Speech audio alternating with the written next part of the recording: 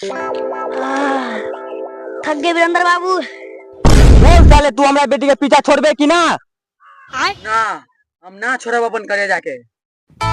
ए पतलू इस सरवा के मार के मुआ दे। ओके वीरेंद्र बाबू।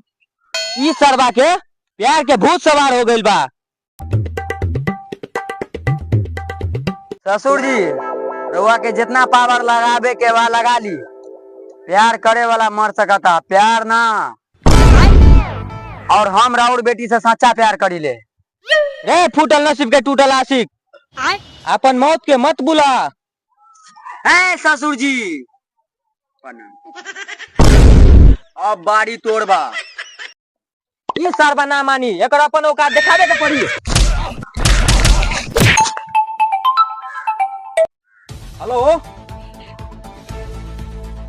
हेलो हाँ दीदी घर में नहीं खे। क्या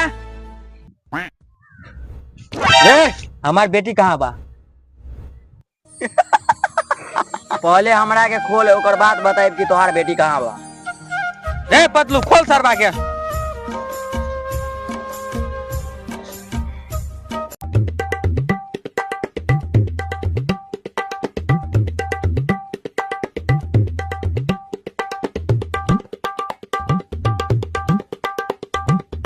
बता हमारी बेटी कहाँ बारी? तोहार बेटी हमारे घर पे भी आ। रे लेके चल इसका घर पे।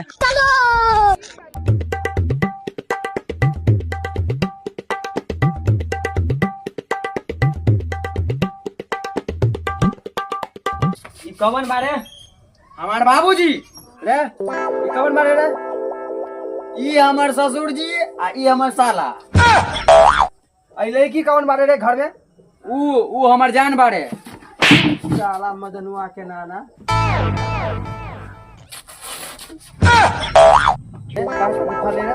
तू हमार होखे वाला दामाद के हाथ कैसे लगेले बारे रे? साला ई तोहार दामाद बा त हमार बेटा बा। तू हमार ससुर जी के कैसे हाथ लगेला? निकाल ए लड़की के घर से रे। रे भाग यहाँ से। पूरे अकेला की मारो कपार फाड़ दे। सार हमरे घर में रहकर हमरे से रंगारी। ए बुढ़ू कहाँ? चल भाग घर में।